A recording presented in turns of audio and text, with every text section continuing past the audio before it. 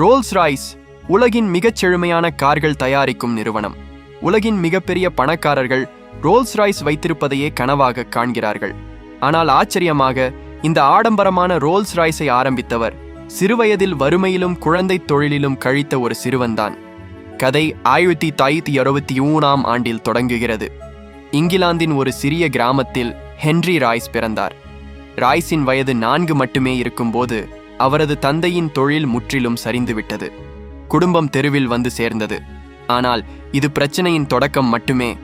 9 வயதில் ராய்ஸ் தனது தந்தையை நிரந்தரமாக இழந்தார். இதனால் அவரது தாய் வேலைக்காரியாகச் சேர்ந்தார். ராய்ஸ் செய்தித்தாள்கள் விநியோகம் செய்யத் தொடங்கினார். இதுவரை ராய்ஸின் எதிர்காலம் இருள் நிறைந்ததாக இருந்தது. ஆனால் 14 வயதில் அவரது வாழ்க்கையில் ஒரு திருப்புமுனை வந்தது. அவரது ஒரு அத்தை ஹென்ரியின் திறமையை கவனித்தார். அவர் கிரேட் நார்தர்ன் ரயில்வே நிறுவனத்துக்கு சென்று ராய்ஸை ஒரு பழகுனராக சேர்த்தார். அடுத்த 3 ஆண்டுகள் ராய்ஸ் பகலிரவு வேறுபாடின்றி உழைத்தார். அவர் பல புத்தகங்களை வாசித்தார், தொழிற்சாலையில் வேலை செய்தார், தச்சுக்கலை, கணிதம் மற்றும் மிக முக்கியமாக மின்னணுவியல் கற்றார். 17 வயதில் அவர் முழுமையான மெக்கானிக்காக மாறினார். 21 வயதில் மேக்சிம் வெஸ்டர்ன் என்ற நிறுவனத்தில் இன்ஜினியராக பணியாற்றினார். ஆனால் அந்த நிறுவனம் நிதி நெருக்கடியால் மூடப்படவிருந்தது. ராய்ஸுக்கு பல நிறுவனங்களில் வேலை வாய்ப்புகள் இருந்தாலும் அவர் தன் சொந்த மின்னணு பொறியியல் நிறுவனத்தை தொடங்க முடிவு செய்தார். அவர் தனது 20வது சேமிப்பை பயன்படுத்தி மான்செஸ்டரில் ஒரு சிறிய அலுவலகத்தை தொடங்கினார், FH ராய்ஸ் அண்ட் கம்பெனி. அவரது நண்பர் எர்னஸ்ட் கிளேர்மோண்ட் கூட்டாளியாக இணைந்தார்.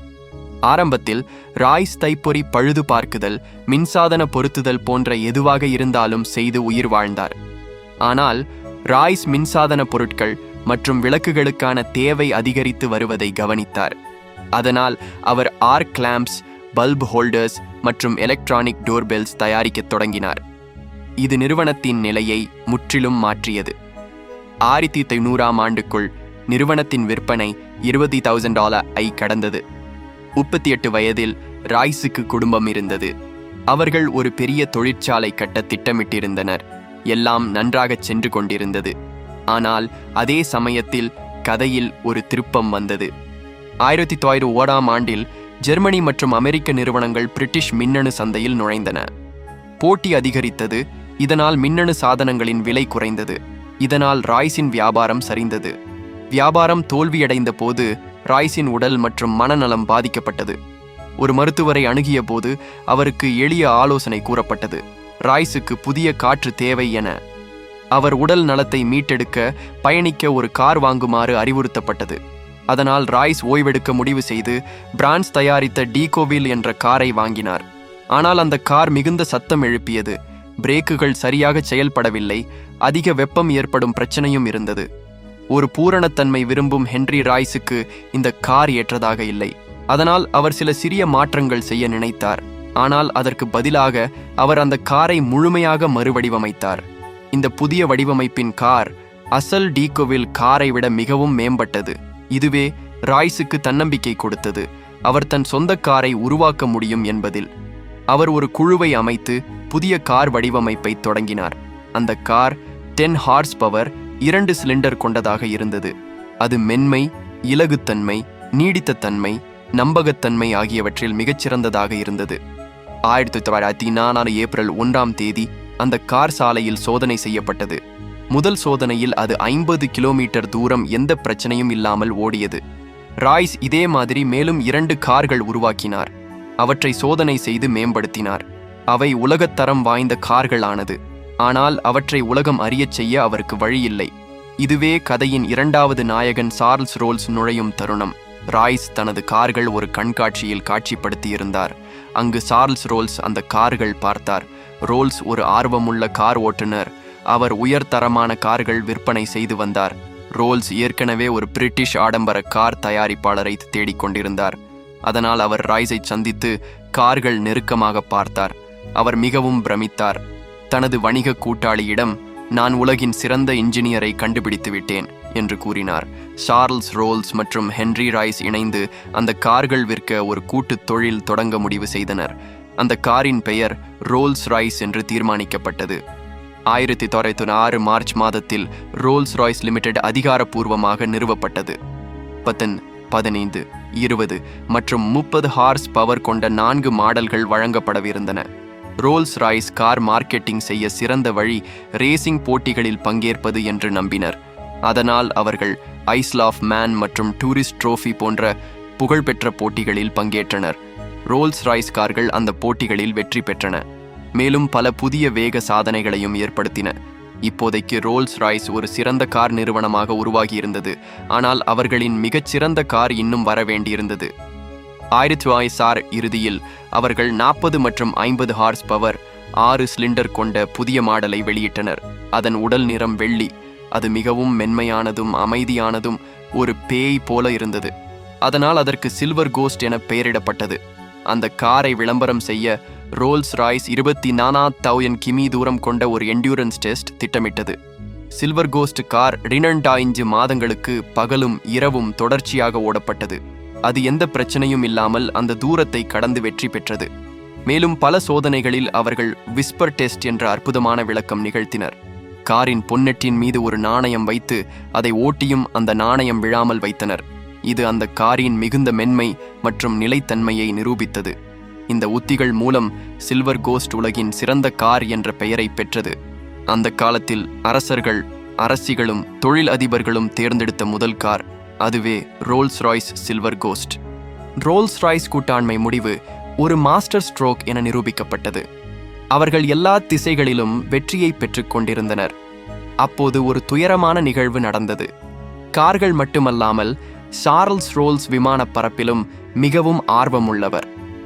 1910 ஜூலை 12 அவர் ரைட் ஃப்ளையர் எனப்படும் ஒரு விமானத்தை இயக்கிக் கொண்டிருந்தார். பறக்கும் போதே அந்த விமானத்தின் பின்புறம் டெயில் செக்ஷன் உடைந்தது. விமானம் 100 அடி உயரத்திலிருந்து கீழே விழுந்தது. இந்த விபத்தில் வயது 32 மட்டுமே ஆன சார்ல்ஸ் ரோல்ஸ் உயிரிழந்தார். துரதிர்ஷ்டவசமாக விமான விபத்தில் உயிரிழந்த பிரிட்டனின் முதல் நபர் அவர்தான். இந்த சம்பவம் ரோல்ஸ் ராய்ஸ் நிறுவனத்துக்கு பெரும் அதிர்ச்சியை ஏற்படுத்தியது. அந்த இழப்பிலிருந்து மீள ராய்ஸ் முயன்று கொண்டிருந்தார். ஆனால் 1913 அவருக்கு மறுபடியும் ஒரு பெரிய அதிர்ச்சி வந்தது. அவரின் உடல் நலம் வேகமாக குறையத் தொடங்கியது. மருத்துவர்கள் அவருக்கு பாவல் கேன்சர் இருப்பதாக சொன்னார்கள். அவர் பெரிய அறுவை சிகிச்சை மேற்கொண்டார். ஆனால் அதன் பிறகும் மருத்துவர்கள் அவர் 3 மாதங்கள் மட்டுமே உயிருடன் இருப்பார் என்று கூறினர். அப்படிப்பட்ட நிலைமையிலும் ஹென்றி ராய்ஸ் சில்வர் கோஸ்ட் காரின் வடிவமைப்பு மற்றும் பொறியியலை மேம்படுத்துவதிலேயே ஈடுபட்டார். அப்போது ஒரு அதிசயம் நடந்தது. 3 மாதங்களுக்கு பிறகு ஹென்றி ராய்ஸ் முழுமையாக குணமடைந்தார். மீண்டும் பணிக்கு திரும்பிய பிறகு ராய்ஸ் சில்வர் கோஸ்ட் காரில் முக்கியமான மாற்றங்களை செய்தார். தரையில் இருந்து காரின் உயரத்தை கிரவுண்ட் கிளியரன்ஸ் அதிகரித்தார். சஸ்பென்ஷன் மேம்படுத்தினார் மற்றும் சாசிஸ் மேலும் வலுப்படுத்தினார். அந்த காலத்தில் கார்கள் முன்புறத்தில் தனிப்பட்ட மாஸ்காட் வைக்கும் ஒரு புதிய பழக்கம் பரவத் தொடங்கியது. ஆனால் சிலர் காரில் பொருத்திய மாஸ்காட்கள் ஒழுங்கற்றதாக இருந்ததால் அது ரோல்ஸ் ராய்ஸ் நிறுவனத்தின் மதிப்பை குலைக்கும் என்று அவர்கள் கவலைப்பட்டனர். அதனால் அவர்கள் தங்களுக்கே உரிய மாஸ்காட் ஒன்றை வடிவமைக்க முடிவு செய்தனர்.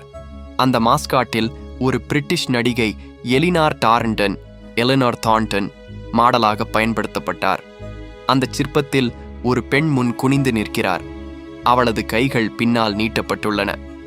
வலுவான காற்று அவள் மேல் வீசுகிறது. இந்த சிற்பம் அழகு, சுதந்திரம் மற்றும் வேகம் ஆகியவற்றை குறிக்கிறது. அதன் பெயர் ஸ்பிரிட் ஆஃப் எக்ஸ்டசி. எக்ஸ்டசி என்பதன் அர்த்தம் அளவற்ற மகிழ்ச்சி. இந்த மாற்றங்களும் மேம்பாடுகளும் காரணமாக ரோல்ஸ் ராய்ஸ் நிறுவனத்தின் விற்பனை மற்றும் லாபம் வன்மையாக உயர்ந்தது. 1913க்குள் அவர்களின் லாபம் 90,000 கடந்தது. மேலும் சர்வதேச அளவில் கிளைகள் அமைக்கும் திட்டங்களும் தொடங்கப்பட்டிருந்தன. ஆனால் அப்போது ஒரு பெரிய சம்பவம் நடந்தது. அது ரோல்ஸ் ராய்ஸை முற்றிலும் அழிக்கும் நிலைக்கு கொண்டு சென்றது. 1916 முதல் உலகப் போர் தொடங்கியது. ஆனால் அதற்கான தயாரிப்பு ரோல்ஸ் ராய்ஸ் நிறுவனத்திடம் இல்லை. போரின் காரணமாக உலக பொருளாதாரம் சரிந்தது. இதனால் ரோல்ஸ் ராய்ஸ் போன்ற ஆடம்பர கார் நிறுவனங்கள் கடுமையாக பாதிக்கப்பட்டன. விற்பனை குறைந்தது. ஊழியர்களை நீக்க வேண்டிய நிலை ஏற்பட்டது. அனைவரும் ரோல்ஸ் ராய்ஸ் போரை தாண்டி உயிர் பிழைக்க முடியாது என்று நினைத்தனர். ஆனால் ரோல்ஸ் ராய்ஸிடம் வேறு திட்டங்கள் இருந்தன. அவர்கள் இங்கிலாந்து இராணுவ அதிகாரிகளுடன் சந்தித்து போருக்காக நம்பகமான உயர் செயல்திறன் கொண்ட கார்கள் தேவைப்படுவதை உணர்ந்தனர். அதனால் ரோல்ஸ் ராய்ஸ் தமது சில்வர் கோஸ்ட் காரை மாற்றி அதனை ஆர்மர்ட் கார் ஆக மாற்றினார். காரின் உடலில் 8 மில்லிமீட்டர் தடிமனான இரும்பு கவசம் பொருத்தப்பட்டது. மேலும் ஒரு சுழலும் டர்ரெட் ரிவால்விங் டரெட் அமைக்கப்பட்டது. அதில் மெஷின் கன் பொருத்தப்பட்டது. இந்த கார்கள் மத்திய கிழக்கு பாலைவன பகுதிகளில் நடத்திய போர் முயற்சிகளுக்கு பயன்படுத்தப்பட்டன. மேலும் அவை உளவு பணிகளுக்கும் ஸ்பையிங் மிஷன்ஸ் பயன்படுத்தப்பட்டன. சில்வர் கோஸ்ட் கார்கள் மிகவும் மென்மையாகவும் வசதியாகவும் ஓடுவதால் காயமடைந்த வீரர்களை அழைத்து செல்லும் ஆம்புலன்ஸ்களாகவும் பயன்படுத்தப்பட்டன. அவற்றில் போதுமான ஸ்ட்ரெச்சர்கள், மருத்துவ உபகரணங்கள், செவிலியர்களுக்கான இடங்கள் இருந்தன. இரவு பணிகளுக்காக மின் விளக்குகள் பொருத்தப்பட்டிருந்தன. இந்த ரோல்ஸ் ராய்ஸ் ஆம்புலன்ஸ்கள் ஆயிரக்கணக்கான உயிர்களை காப்பாற்றின. அதே நேரத்தில் அதன் ஆடம்பர வசதிகளால் ரோல்ஸ் ராய்ஸ் கார்கள் உயர் அதிகாரிகள், தூதரகங்கள் மற்றும் அரசர் தூதர்கள் பயன்படுத்திய வாகனங்களாகவும் இருந்தன. படையில் பணிபுரிந்த போது ரோல்ஸ் ராய்ஸ் கவனித்தது பிரிட்டிஷ் விமானப்படை, பிரிட்டிஷ் ஏர்ஃபோர்ஸ் தங்களின் விமான இயந்திரங்களுக்கு பிரெஞ்சு நிறுவனங்கள் மீது அதிகமாக சார்ந்திருந்தது. அதனால் அரசு பிரிட்டிஷ் நிறுவனம்தான் இயந்திரங்களை வழங்க வேண்டும் என விரும்பியது. இந்த வாய்ப்பை பார்த்த ரோல்ஸ் ராய்ஸ் விமான இயந்திர உற்பத்தி துறையில் நுழைந்தது. ரோல்ஸ் ராய்ஸ் தானாகவே விமான இயந்திர வடிவமைப்பை கற்றுக்கொண்டு 1915ஆம் ஆண்டில் தனது முதல் இயந்திரமான ஈகிள் என்ஜினை அறிமுகப்படுத்தினார். இந்த இயந்திரம் மிக நம்பகமானது, இலகுவானது, எரிபொருள் மிச்சப்படுத்தக்கூடியது என்பதால் பிரிட்டிஷ் ஏர் ஃபோர்ஸ் ஆண்டின் இறுதிக்குள் 500 ஈகிள் என்ஜின்ஸுக்கு ஆர்டர் கொடுத்தது. ஆனால் ரோல்ஸ் ராய்ஸ் இங்கேயே நின்றுவிடவில்லை. 1915 இறுதியில் அவர் ஹாக் என்ஜின் என்ற இலகு விமானங்களுக்கான இயந்திரத்தை உருவாக்கினார். 1914இல் ஈகிள் இயந்திரத்தின் சிறிய பதிப்பு ஃபால்கன் என்ஜின் வெளியிடப்பட்டது. 1918இல் பெரிய மற்றும் நீண்ட தூர விமானங்களுக்கான காண்டோர் என்ஜின் உருவாக்கப்பட்டது. இந்த இயந்திரங்களால் பிரிட்டனுக்கு விமான போராட்டங்களில், உளவு பணிகளில், கடலடி பீரங்கி கப்பல்களுக்கு எதிரான நடவடிக்கைகளில், குண்டுவீச்சு பணிகளில் பெரும் முன்னிலை கிடைத்தது.